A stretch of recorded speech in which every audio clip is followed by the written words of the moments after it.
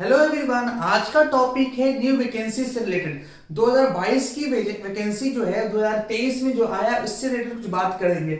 सबसे पहले बात करते हैं कि ऑनलाइन एप्लीकेशन जो है कब तक फिल कर सकते हैं। 17 फरवरी तक लास्ट डेट है ऑनलाइन एप्लीकेशन को फिल करने का।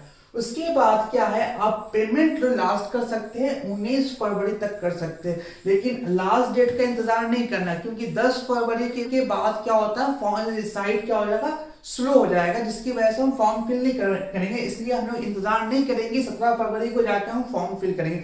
तो बेहतर ये होगा कि 10 फरवरी के अंदर जो भी फॉर्म है उसको फिल कर लें। उसके बाद बात करें 17 से लेके 19 के बीच में आपको पेमेंट कर देना है। पेमेंट करना मतलब ये है कि आप 19 के बाद पेमेंट नहीं कर सकते, लेकिन 17 के बाद आप फॉर्म फिल नहीं कर सकते और 19 के बाद पेमेंट नहीं कर सकते आप। ये दूसरी चीज। अब तीसरी चीज ये है कि ये जो फी है फॉर्म फिल करने का, गर्ल्स कैंडिडेट के लिए बिल्कुल फ्री है। गर्ल्स कैंडिडेट के लिए एक भी पैसा नहीं लगना। बट हाँ, फॉर्म फिल करते हुए एक बात का ख्याल रखना है कि कोई मिस्टेक ना हो। अगर आपसे कोई मिस्टेक हो जाए उसकी करेक्शन के लिए चार्ज लगते हैं। अगर कोई, चाहे गर्ल्स कैंडिडेट्स हो या बॉयज कैंडिडेट्स हो, उनके लिए करेक्शन के लिए क्या फी लगेंगे। अगर पहली बार करेक्शन करवाते हैं तो 200 रुपीज, और सेकंड टाइम फिर करेक्शन कराते हैं वो 500 रुपीज है।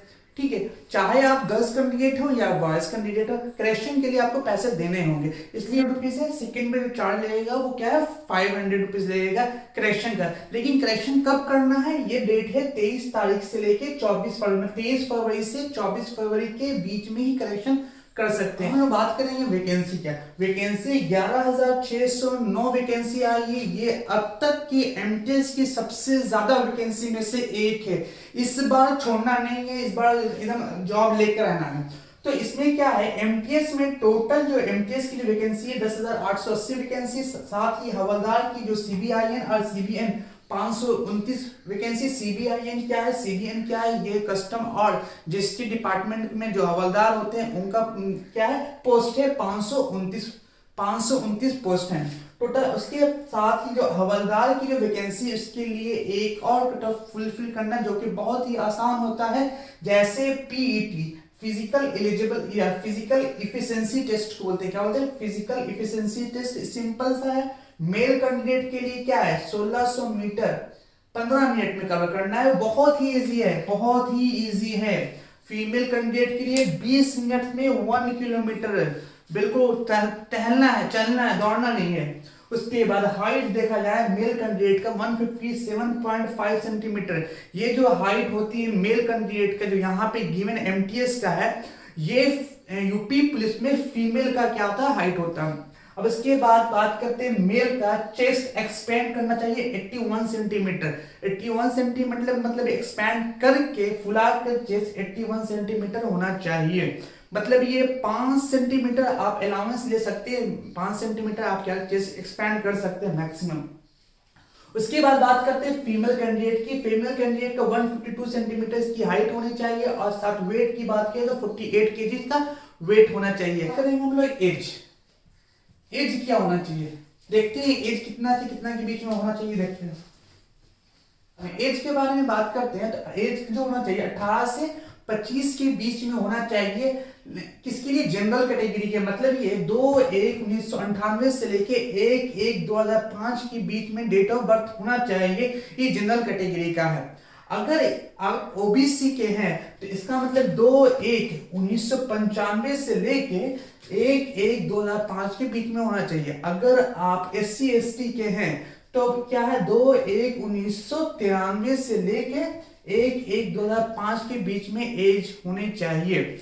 जबकि एक और वैकेंसी है 18 से 27 साल वाले के लिए, तो उसके लिए जनरल कैटेगरी का जो date of birth in between होना चाहिए 2/1/1996 से लेकर 1/1/2005 तक होना चाहिए। यह जनरल कैटेगरी के लिए है। अगर बात करेंगे ओबीसी का, 2/1/1993 से लेके कहां तक, 2/1/1993 से लेके 1/1/2005 के बीच में होना चाहिए। जबकि 2/1 से 1/1/2005 ओबीसी के लिए होना चाहिए, उसके साथ 2/1/1991 से लेके 1/1/2005 एससी एसटी के लिए होना चाहिए। ये तुम्हारा एज रिस्ट्रिक्शन है सारे कैटेगरी के लिए, जनरल के लिए, ओबीसी के लिए और एससी एसटी के लिए। एज रिस्ट्रिक्शन के बाद हम लोग बात करते हैं एग्जाम पैटर्न। ये बहुत इंपॉर्टेंट है एग्जाम पैटर्न।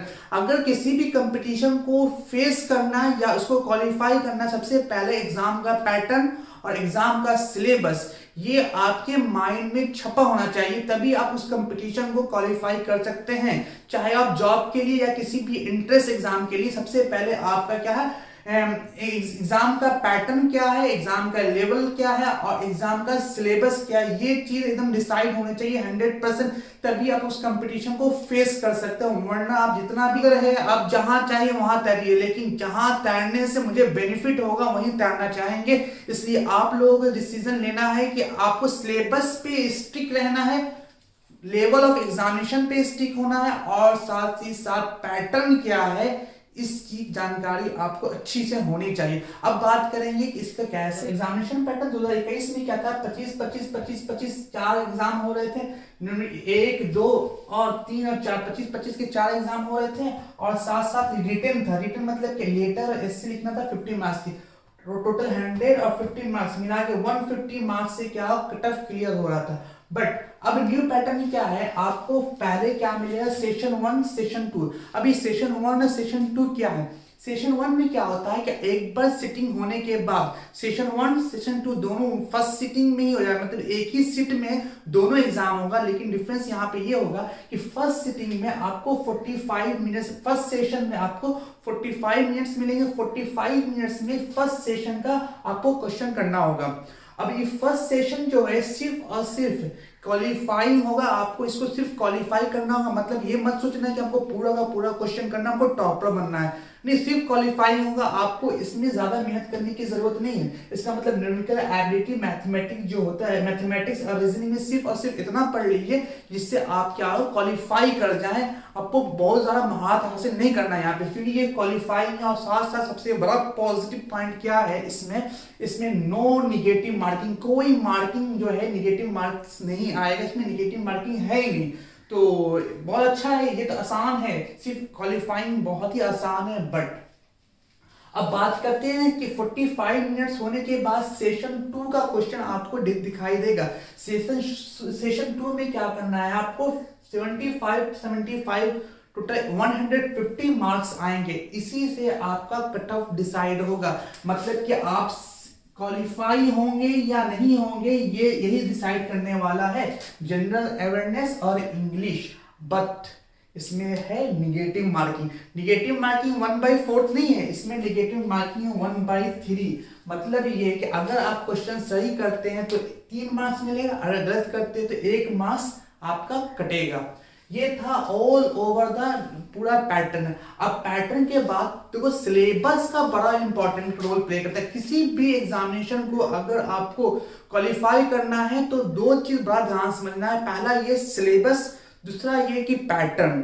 ये दोनों समझने के बाद ही आप किसी भी प्रिपरेशन की तैयारी करें। अभी आपके पास अप्रॉक्स 60 डेज है, 60 डेज में आप ये और ये ज्यादा फोकस कीजिए, क्योंकि यही आपको कट ऑफ डिसाइड करेगा। आपका जो कट ऑफ आएगा इसी 2 मार्क्स को ऐड करने के बाद आएगा। तो ये सिर्फ इस तरह से पढ़िएगा ताकि आप क्वालिफाई कर जाए। इसमें लगभग जनरल कैटेगरी का टोटल 12 क्वेश्चन होते हैं। अगर 12 क्वेश्चन जनरल कैटेगरी में इसमें आपने सही कर दिया, मतलब ये जनरल कैटेगरी में 12 क्वेश्चन अगर आप सही कर दिए टोटल 40 क्वेश्चन में, तो आप क्वालिफाई कर गए। चाहे आप अगर ओबीसी की बात सिर्फ 10 क्वेश्चन अगर आप सही कर दिया तो क्वालिफाई कर दें।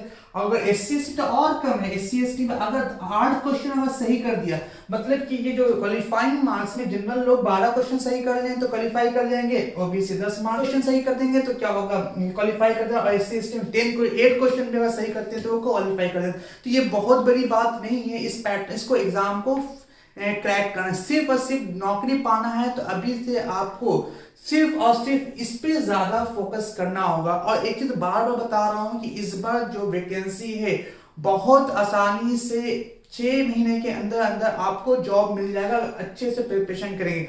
और उन लोगों को ये बता रहे हैं जो लोग बोलते हैं कि हमसे नहीं हो पाएगा 2 महीने में, एक चीज और ध्यान दीजिए, क्योंकि अगर आपको लगता है कि आप प्रिपरेशन शुरू कर दीजिए, क्योंकि अगर जो नेक्स्ट वैकेंसी है बाई चांस अगर बहुत मेहनत करने के बाद 1 मार्च से या आधे मार्च तक जॉब रह जाता है, तो आगे नेक्स्ट जो वैकेंसी आने वाली है जुलाई और अगस्त में, उसमें वो बहुत ज्यादा फुलफिल होगा। उसके लिए आप अभी से प्रिपेयर रहिए कि जुलाई अगस्त में भी वैकेंसी है और इस वैकेंसी को लिए बहुत सीरियस लेना होगा, तभी आप क्वालिफाई कर सकते हैं।